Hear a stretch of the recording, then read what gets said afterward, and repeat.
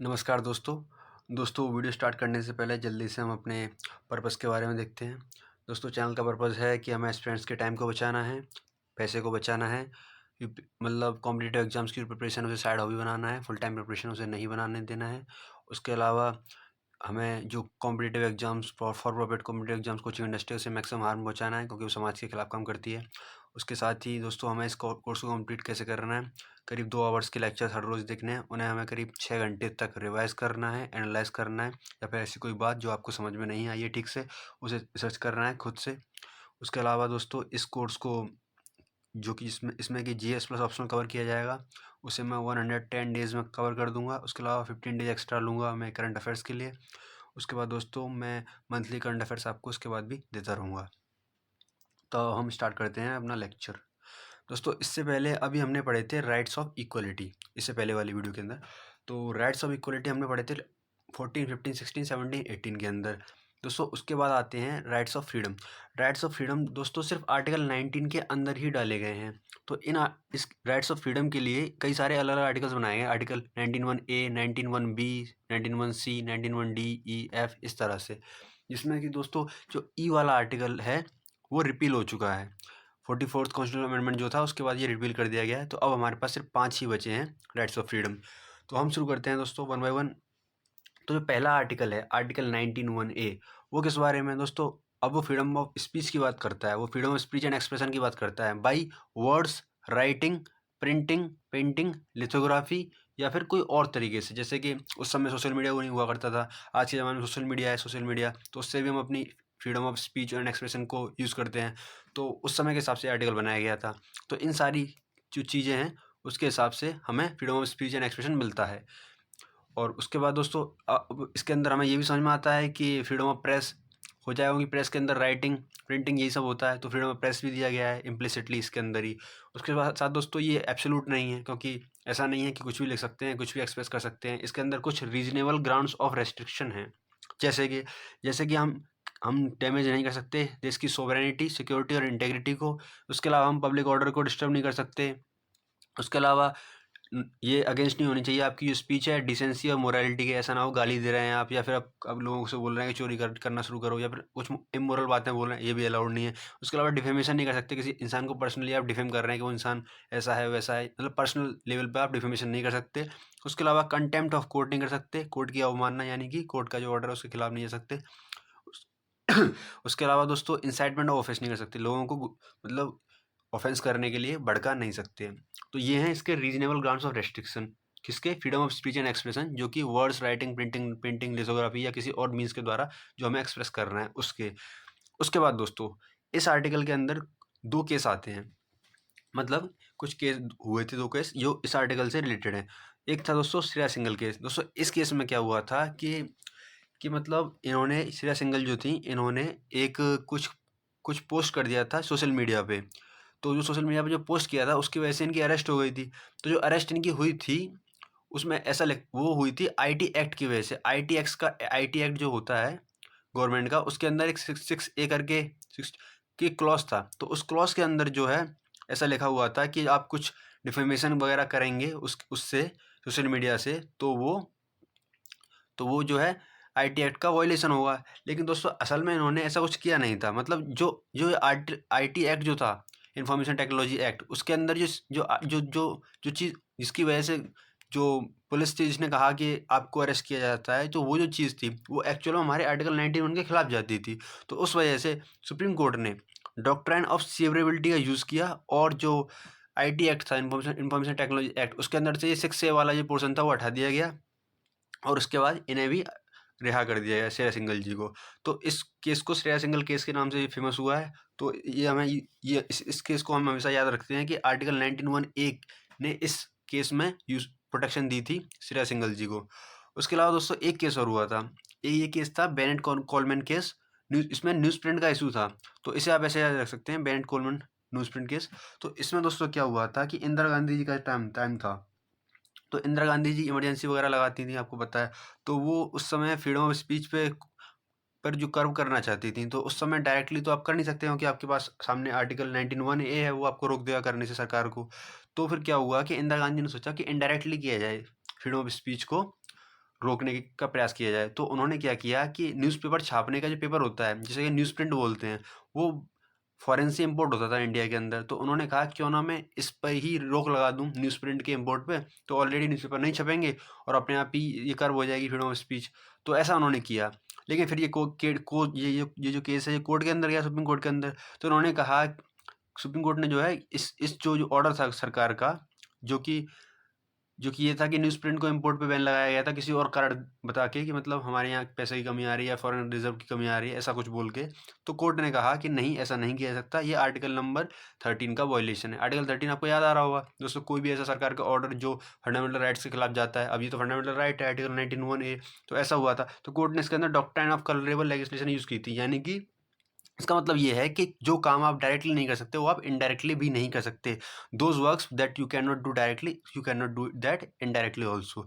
तो ये केस था न्यूज़ प्रिंट वाला। दूसरा, पहला केस था श्रेया सिंघल केस वाला। दोस्तों आपको बता ही देता हूँ कि श्रेया सिंघल वाले केस के अंदर उन्होंने कुछ, जो बाला साहब ठाकरे थे उस समय, उनकी डेथ हुई थी। तो उनकी वजह से जो सड़क वगैरह है वो जाम हो गई थी, उनके उनके जो लास्ट राइड चल रहे थे उसकी वजह से। तो उसके बारे में उन्होंने कुछ लिख दिया था। तो जो सरकार थी वो ऑफेंड हो गई थी, तो उन्होंने पुलिस को भेज दिया था। तो एक तरह से उनका जो अरेस्ट था वो एक तरह से आर्बिट्री अरेस्ट आप कह सकते हैं। तो उसकी वजह से उन्हें प्रोटेक्शन वैसे भी मिलनी ही थी।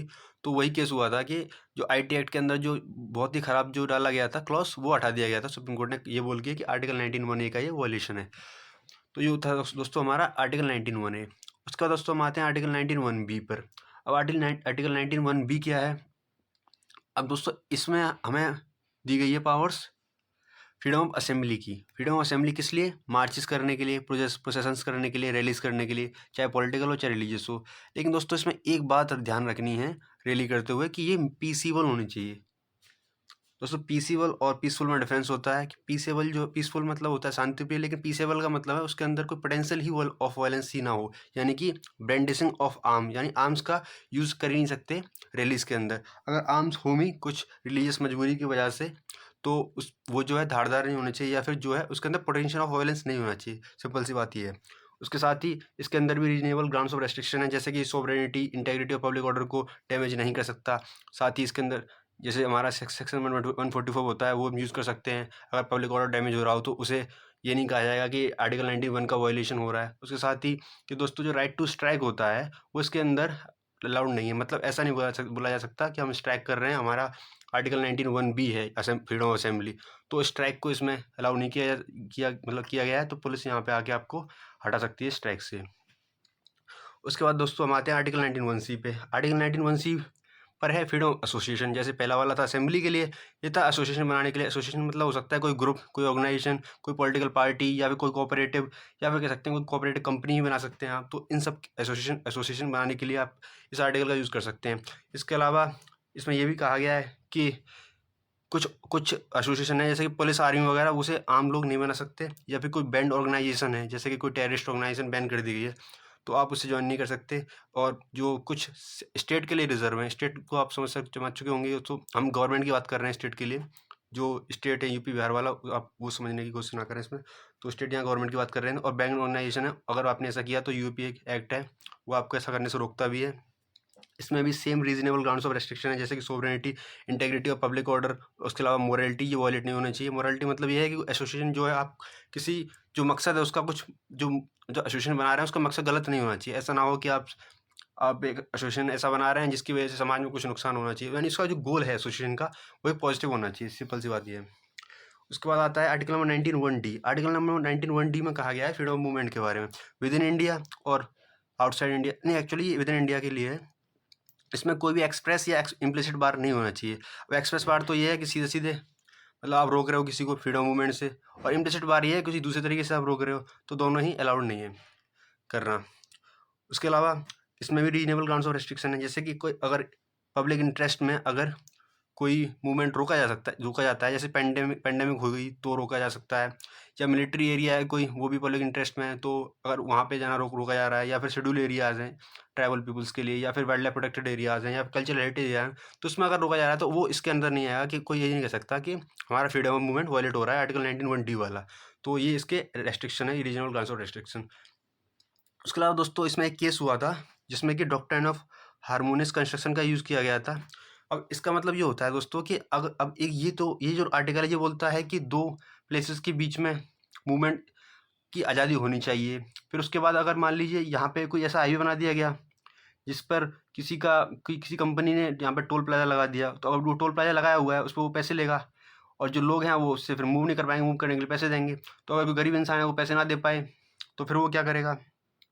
तो यहाँ 2 केसेस आ गए, एक तो इनका अधिकार है लोगों का, इन लोगों का अधिकार है कि मूवमेंट का, और जो टोल प्लाज़ा वाला है उसका अधिकार है फ्रीडम, मतलब इसे बोलते, आगे पढ़ेंगे हम आर्टिकल 19(1)(g) के अंदर, उसमें पता चलेगा कि एक अधिकार ये भी होता है लोगों का कि फ्रीडम ऑफ प्रोफेशन, यानी कि पैसा कमाने का जो अधिकार है, मतलब जो पैसा दे के मतलब एक तरह से जो ये टोल प्लाज़ा लिया गया है लीगली लिया गया है। तो अगर ऐसी कंडीशन कभी आती है तो ऐसा कहा गया है कि अगर कोई एक रोड है दो जगहों के बीच में, तो उसकी वो मस्ट बी फ्री होनी चाहिए, यानी उस पर कॉस्ट हम नहीं ला सकते। अगर कोई हाई क्वालिटी रोड है जैसे हाईवे होते हैं, उसके साथ एक सिंपल सी रोड है तो उस पर पैसा लगाया जा सकता है, मतलब जो टोल प्लाज़ा वगैरह पे जो चार्ज होता है टोल वाला।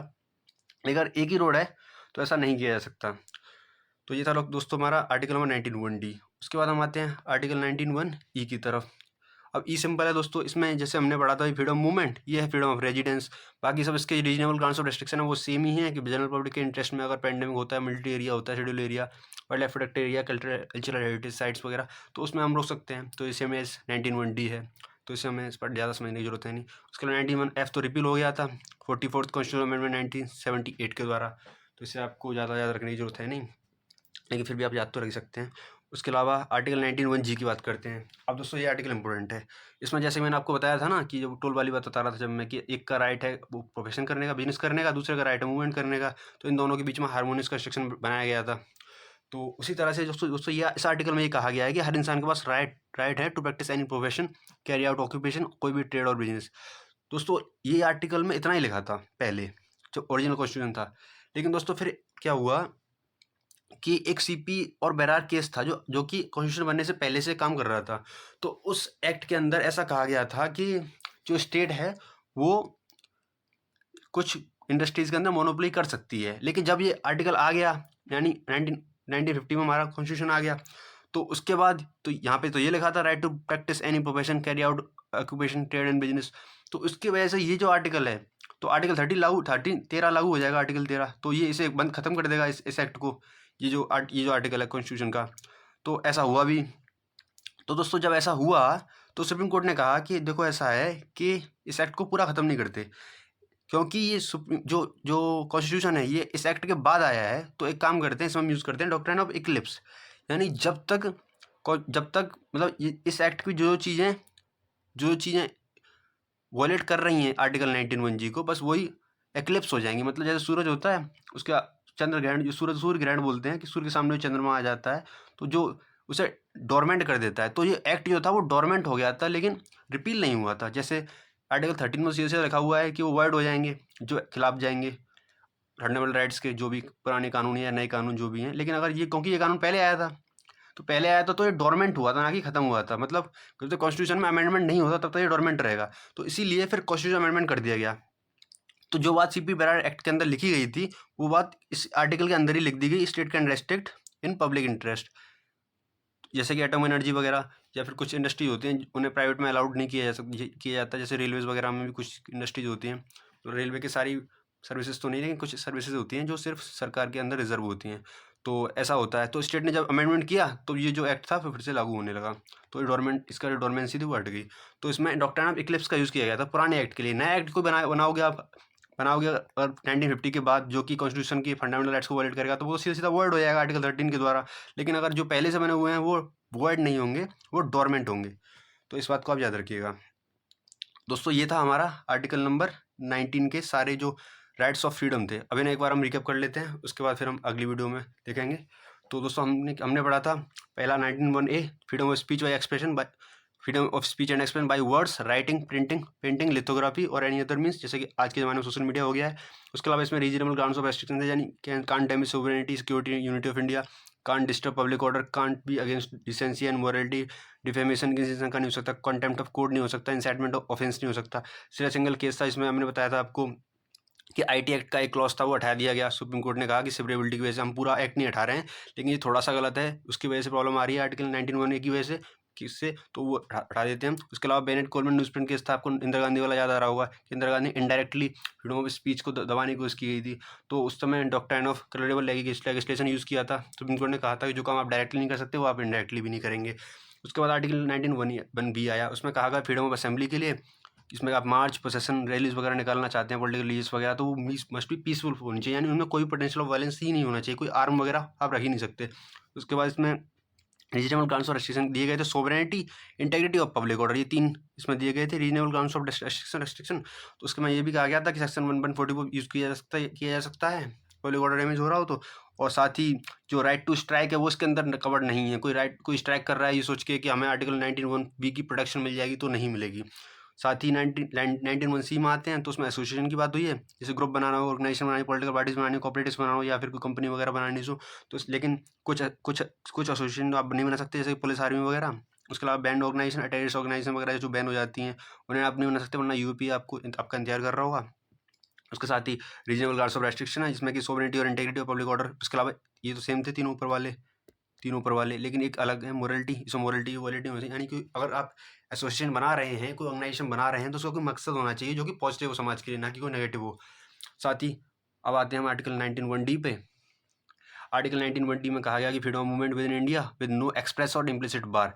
तो इसमें doctrine of harmonious construction concept मैंने बताया था आपको कि दो अगर एक्ट आपस में टकरा रहे हों, तो उनमें सुप्रीम कोर्ट क्या करता है कि दोनों को मिक्स करने की कोशिश करता है, दोनों के अंदर हार्मोनी बैठाने की कोशिश करता है, दोनों एक्ट्स के अंदर। अब आपको इसमें दिख रहा था, अगर जो कोई एक रोड बनी हुई हो तो उसमें दो वायलेट हो रहे थे, एक तो 19(1) और एक 19(1) तो सुप्रीम कोर्ट ने उसमें हार्मोनिक कंस्ट्रक्शन बैठाया। तो ये कह दिया गया कि अगर कोई सिर्फ एक ही रोड है दो जगहों के बीच में, तो वो फ्री होनी चाहिए, इस पर कोई टोल नहीं लग सकता।